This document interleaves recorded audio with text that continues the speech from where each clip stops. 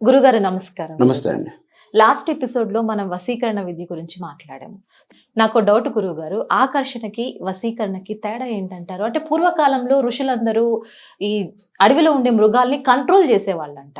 So అది దేని వల్ల అయి ఉంటుంది? మంచి ప్రశ్న అండి. ఆకర్షణ వేరు, వశీకరణ వేరు. ఆకర్షణ అంటే ఏంటంటే ఒక వస్తువు చూడంగా మనం ఆకర్షింపబడుతూ ఉంటాం. ఇప్పుడు మనకి వెళ్తున్నాం, ఒక మామిడికాయలు కనపడ్డాయి, బాగా పసుపు రంగులో మంచి బాగా కనపడ్డాయి అనుకోండి, ఆకర్షిస్తూ ఉంటాం. లేదా మనకు నచ్చిన శారీ, నచ్చిన డ్రెస్లో ఏదో చూస్తే ఆకర్షింపడం, అది ఆకర్షణ. అది 3 నుంచి 5 మినిట్స్ ఉంటుంది, 1.5 2 మినిట్స్ ఉంటుంది. దాన్ని తర్వాత కొనుక్కున్న తర్వాత, దాన్ని వేసుకున్న తర్వాత కూడా ఒక 3 days 1 డే మ్యాక్సిమం ఉంటుంది ఆ ఆకర్షణ అనేది. వశీకరణ అనేది జీవితాంతం ఉండేది వశీకరణ. ఆకర్షణ అనేది కొంత టైం పాటు ఉండగలిగింది ఆకర్షణ, కొంత time, that is period wide. వశీకరణం అనేది ఒక మనిషి బాండింగ్ చేసేది. ఆ బాండింగ్ అనేది వస్తువుల మీద ఉండేది ఆకర్షణ, మనుషుల మీద ఉండేది వశీకరణ. ఇప్పుడు కొంతమంది అంటారు, వస్తువుల మీద కాకుండా నేను అమ్మాయిని చూస్తే ఆకర్షింపబడ్డానండి. ఆకర్షింపబడ్డానికి వేరు, వశీకరణ వేరు. వశీకరణం అనేది ఒక మనిషిని తనకు తనుగా లొంగిపోవడాన్ని వశీకరణ అంటుంటాం మనం. ఈ వశీకరణ అనేది చాలా డిఫరెంట్ సబ్జెక్టు, చాలా పెద్ద సబ్జెక్ట్. ఇందాక చెప్పినట్టు మనం చాలా వీడియోస్లో చెప్పుకుంటూ వెళ్ళాము. ఈ వశీకరణ కూడా అందరూ చేసుకున్నట్టు స్పీడ్గా కాదండి. ఆకర్షణ అనేది ఎవరు చూసినా చూడకపోయినా వచ్చేస్తుంది. వశీకరణ మనం చేసుకోవాలి. దానికి విధానం, దాని తగ్గ పనులు, దాని పక్కన నడక చాలా ఉంటాయి. కాబట్టి వశీకరణ అనేది చాలా గొప్పగా ఉంటుంది. వశీకరణ చేసుకోవడం వల్ల ఆ జీవితాలు కలుస్తుంది. భార్యాభర్తలు కానీ, వైవాహికంలో కానీ చాలా విషయాల్లో బాగా పనిచేస్తుందని చెప్పుకుంటవచ్చు. ఆకర్షణ అనేది నా చెప్పినట్టు 2 డిఫరెంట్ ఉన్నాయి. ఇందాక మళ్ళీ మీరు ఇంకో ప్రశ్న అడిగారు.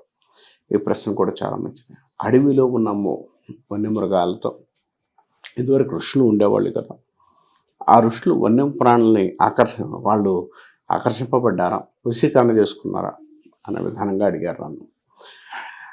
అక్కడ వశీకరణ ఆకర్షణ కాదండి, దైవత్వం. ఒక మనిషిలో ఉండే దైవత్వం. ఒక మనిషి ఆకర్షింపబడతాడు. ఇప్పుడు నేను వెళుతున్నాను, ఒక కాషాయ గుడ్డలు వేసుకొని వెళ్తున్నాడు. ఆయనకి రాంగంలోనే దండం పెడతాం, లేచి. ఎందుకు పెడతాం? దైవత్వం. ఒక మనిషిలో తెలియని ఆకర్షణ, ఆ శక్తి, ఆకర్షణ శక్తి. ఆయన ఆ టయానికి మనల్ని ఆకర్షింపబడి, అంటే ఆయన వెళుతున్నప్పుడు ఆయన శరీరం కానీ, ఆయన యొక్క దగ్గర నుంచి వాసనలు కానీ, ఆ యొక్క రూపం కానీ, ఆ బట్టలు కానీ ఏమైనా కూడా ఆకర్షింపబడి మనం పోయి సాష్టాంగ నమస్కారం చేస్తుంటాం. అది ఆకర్షణ అంటాం. కొంతమంది జనాలందరూ పడ్డారు కాబట్టి నేను కూడా పడాలని పడుతుంటారు. అదొక ఆకర్షణ.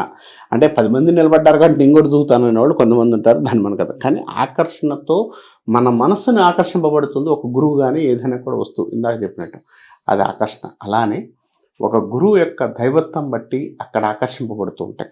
ఆ చెట్లు, ఫలాలు, వృక్షాలు, తర్వాత వచ్చేసరికి వన్య ప్రాణులు, ఇన్ని ఆకర్షింపబడుతుంటాయి. కాబట్టి ఆకర్షణ ఉన్న యోగం వశీకరణ ఉండదు, వశీకరణ యోగం ఆకర్షణ ఉండదు. ఈ 2 డిఫరెంట్. కాబట్టి ఇది క్లియర్గా చెప్పుకోవచ్చు. వన్యప్రాణులు కూడా ఆకర్షింపబడాలి, దైవత్వానికి విలువ ఉంచుతాయి. కాబట్టి అందుకే ఋషులు ఎవరన్నా తప్ప చేసుకున్నప్పుడు ఆ చుట్టుపక్కల తిరుగుతున్నారు. చాలా వరకు ధ్యానం చేసుకునేటప్పుడు, ఇలాంటి చేసేటప్పుడు దైవత్వం మళ్ళీ ఆటోమేటిక్గా బయటకు వస్తుంటుంది. హోమక్రతువులు ధ్యానం చేసుకునేటప్పుడు ఇలాంటి విషయాలు కూడా బయటకు వస్తూ ఉంటుంది. ఇందాక నాకు ఒక చిన్న ఎగ్జాంపుల్ వచ్చేసింది. ఇందాక ఒక వ్యక్తి ఎవరో అడిగారు, వశీకరణానికి హోమాలు చేసుకుంటే మంచిదా కదా? ఇది కూడా నేను చెప్తాను. వశీకరణాలకు హోమాలు లేవు అని చెప్తాను నేను. వశీకరణకు హోమం లేదు. హోమం అనేది అగ్నితో ప్రక్షాళన చేయబడుతున్న ఒక వస్తువు. దైవత్వానికి మనం ఏదన్నా చేస్తే, హోమం చేస్తే పైకి వెళ్తుంది, టు గాడ్. నాకు ఈ కోరిక కోరాను, ఈ కోరికతో ఇది చేయొచ్చు అనేది గాడ్ ఇస్తాడు. కానీ వశీకరణకే అనేది లేదు. కానీ ఒక మంత్రం జపం చేసిన తర్వాత, ఒక మనిషికి జపం చేసిన తర్వాత 100 సార్లు, తర్వాత 10,000 సార్లు చేసిన తర్వాత దానికి దశాశేషం ఉంటుంది. ఈ శేషం ఉన్నప్పుడు కంపల్సరిగా ఈ కామన్గా చాలామందికి ఈ దశశేషం ఉన్నప్పుడు కామన్గా హోమాలు చేస్తూ ఉంటారు. హోమాలు దానివల్ల చేసుకోవడానికి అవకాశం ఉంటుంది. కానీ కామన్గా చాలామంది కూడా అనుకుంటున్నట్టు హోమాలు వశీకరణానికైతే ఎక్కడ లేవు, చెప్పబడలేదు శాస్త్ర ప్రకారంగా. అది చేసుకునే క్రియ బట్టి వస్తుంటుంది. కానీ దశశేషంగా చేసుకోదలుచుకుంటే హోమం చేసుకోవచ్చు.